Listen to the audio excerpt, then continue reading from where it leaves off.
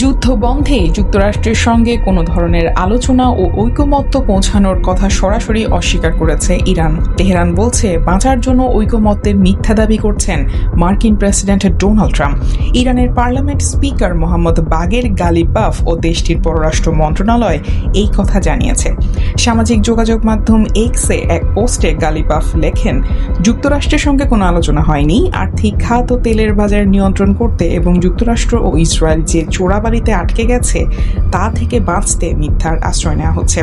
দ্বিতীয় একটি পোস্টে গালিবাফ লেখেন, ইরান আগ্রাসনকারীদের পূর্ণাঙ্গ ও অনুশোচনামূলক শাস্তি দিতে চায়।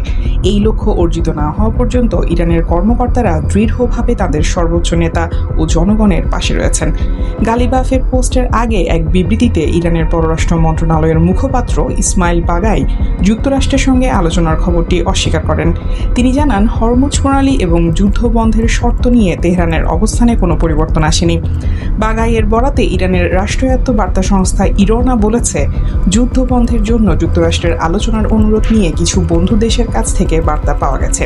এর জবাবে ইরান তাদের গুরুত্বপূর্ণ অবকাঠামোতে যে কোনো হামলার ভয়াবহ পরিণতি সম্পর্কে সতর্কবার্তা দিয়েছে। এর আগেই নিজের মালিকানাধীন সামাজিক যোগাযোগ মাধ্যম ট্রুথ সোশ্যালে ট্রাম্প দাবি করেন, ইরানের এক নেতার সঙ্গে যুক্তরাষ্ট্রের কথা হয়েছে, আলোচনা অব্যাহত থাকবে। ট্রাম্প বলেন, আমি বলবো আমাদের মধ্যে প্রধান বিষয়ে ঐকমত্যের ক্ষেত্র তৈরি হয়েছে, এমনকি প্রায় সব বিষয়ে আমরা একমত হতে পেরেছি। ট্রাম্প আরও দাবি করেন, ইরান একটি চুক্তি করতে খুব আগ্রহী, আমরাও একটি চুক্তি করতে চাই। মধ্যপ্রাচ্য বিষয়ক দূত স্টিভ উইটকফ ও জামাতা জ্যারেড কুশনার এই নিয়ে আলোচনা চালাচ্ছেন। এদিকে ইরানের ঠিক কার সঙ্গে কথা হচ্ছে সেটি জানাননি মার্কিন প্রেসিডেন্ট, শুধু জানান এই আলোচনায় ইরানের একজন শীর্ষ পর্যায়ের সম্মানিত নেতা অন্তর্ভুক্ত। চুক্তি না হলে ইরানে হামলা চালিয়ে যাওয়া হবে বলে জানিয়েছেন ট্রাম্প।